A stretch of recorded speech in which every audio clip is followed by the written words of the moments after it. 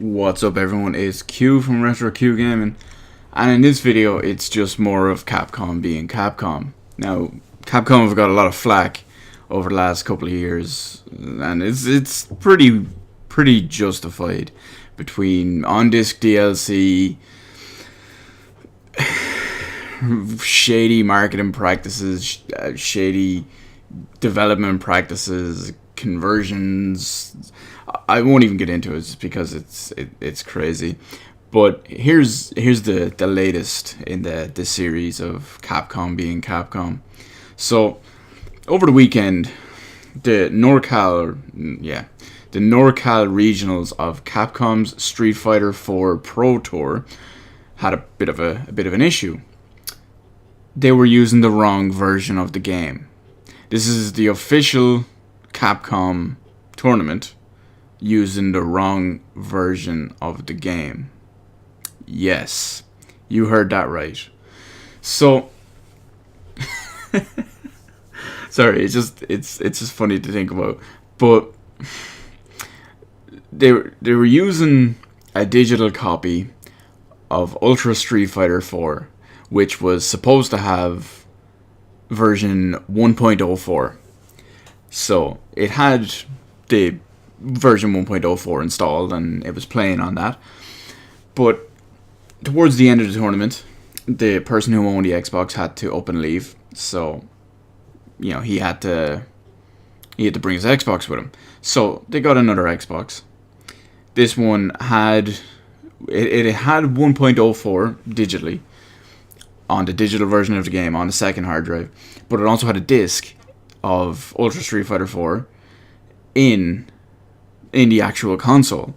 Now, I don't know how many of you are familiar with Xbox 360's workings, but if you have a digital version of a game on your hard drive with the most up-to-date software updates, and then you put in the basic disc, which will just be version 1.0, it will read the disc version, and it won't apply the updates because they're kind of tied to the digital version, if that makes sense. And obviously these consoles weren't connected to the internet, so there was no update process. So after a while, once some of the matches were organized and all, I found out that they were using the disc version that was version 1.0. So obviously it didn't have any of the 1.04 updates or anything previous. That was kind of key to the rules and stipulations of the entire tournament. Now, the tournament organizer, whose name I will probably butcher, but John Choi, I don't know. I'm sorry if he ever sees this, or anyone who knows the proper pronunciation of that name, but we'll call him John Choi. He came up with a statement and he explains the entire mishap, and he was basically offering compensation to one of the players. So what I'm going to do is I'm going to read out his entire statement. It's not too long, it's 5 paragraphs. I probably read it pretty fast. So here we go. This is what he had to say anyway. On stage throughout the weekend, we used one system that had Ultra Street Fighter 4 version 1.04. During a match of Smash Finals on Sunday, the player that owned the system needed to leave and took the system home. Typically, I would load up the replacement system, but since Smash Finals was still taking place, I grabbed another system that I knew had 1.04 and left it by the stage and went on to attend other matters. I personally check every system prior to the start of NCR, which is the NorCal regionals, to ensure that all updates have been properly made. Note that Ultra Street Fighter 4 can be acquired in a variety of ways. This replacement console was digitally upgraded to 1.04, which keeps the update on the internal hard drive. When a user puts in a game disc, however, the Xbox reads the data off the disc rather than looking through the hard drive. When Smash Finals concluded, the team on stage swapped out the Xbox. I dropped off and put in an Ultra Street Fighter 4 disc, which made the Xbox default to the original disc version 1.0 instead of 1.04 from the hard drive. Now I'm just going to take a quick little second. This is me talking, not his statement that I'm about to say, but this points back to what I mentioned earlier in the video, that it will read the actual disc-based version rather than the digital update and all that from the digital version. So back to his statement anyway. Unfortunately, this was not noticed by our team nor the players that played the 4 matches on it. As soon as this was discovered, a discussion took place with a Capcom representative, since this game is sanctioned by the rules of the Capcom Pro Tour. The rep made the decision that those 4 matches cannot count and must be replayed on a proper version being used throughout the entire tour. It was a difficult decision by the Capcom team, but I agree with it completely. It is the tournament's organizers' duty to ensure the proper version is being used, and I take full responsibility for this mistake. I dropped off the system knowing it had 1.04, but should have verified that 1.04 was properly loaded up. This was a very difficult lesson learned, and I encourage all other organizers to learn from my devastating mistake and to always check the version that is loaded up, even if you know the system has the latest version. I am truly sorry for this mistake, as it has impacted the integrity of NCR and the tour. 8 players were deeply affected from this. The mental and emotional pressure of having to replay the matches again was completely unfair to them. One player specifically affected by this mistake was Kazunoko. I apologize if I mispronounced that.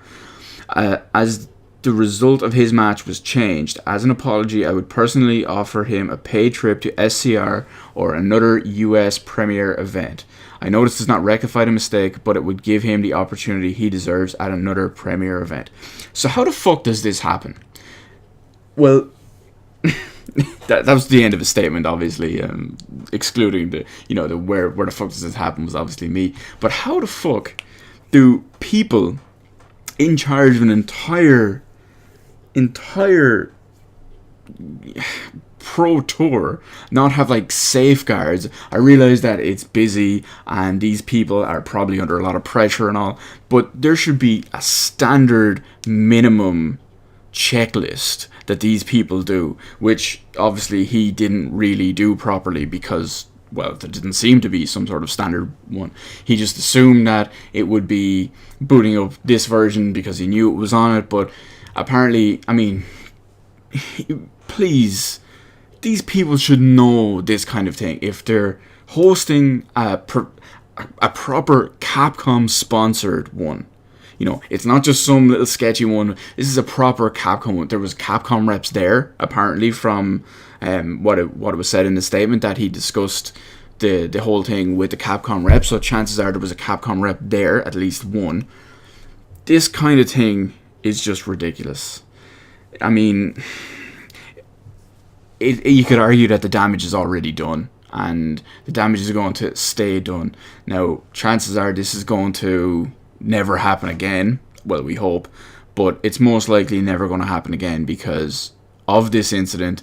There's probably going to be a fairly strict set of guidelines and checks and double checks that will have to be checked by 2 different people at different times with different witnesses and all this kind of shit. But it's unfortunate for the people who are actually affected by this. Now, I couldn't find specifically he went into detail and he did talk about that specific user who was affected by the mistake, Kazunoko, as a result of his match was changed.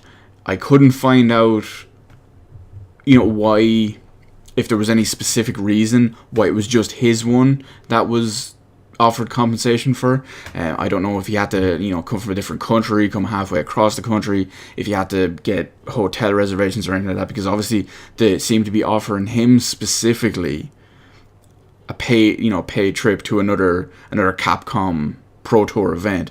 So I couldn't find the details on that, unfortunately, but it obviously was pretty severe in the fact that they offered the compensation for it. So I just think, Capcom, come on, get your shit together. Get the people you can argue that this was outsourced and it's the whoever runs the event situation side of it. Capcom should be doing better research on their people. They should vet them a bit better, because one thing like this this is a pro tour, an official Capcom licensed pro tour. This can do a lot of damage. It probably already has, and it probably will do even more damage to the entire pro gaming scene, if you will, let alone, well, maybe the entire pro gaming Capcom scene, regardless of game, just Capcom related ones in general.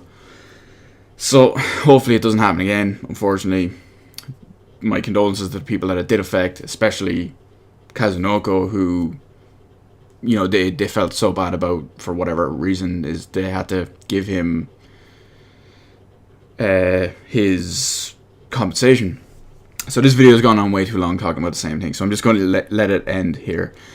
Let me know in the comment section below about your whole opinion on either Capcom, their handling of this entire situation, or just the entire event that happened, because it's a bit ridiculous. Let me know all that. Hit the like button, hit the subscribe button. You can follow me on Twitter, because like I promised you in the other videos, there are some cool things going on over there, so if you want to check that out. Thank you for watching all the videos on my channel. Thank you for watching this video. Thank you for listening, and I will see you on the rest of the videos in my channel.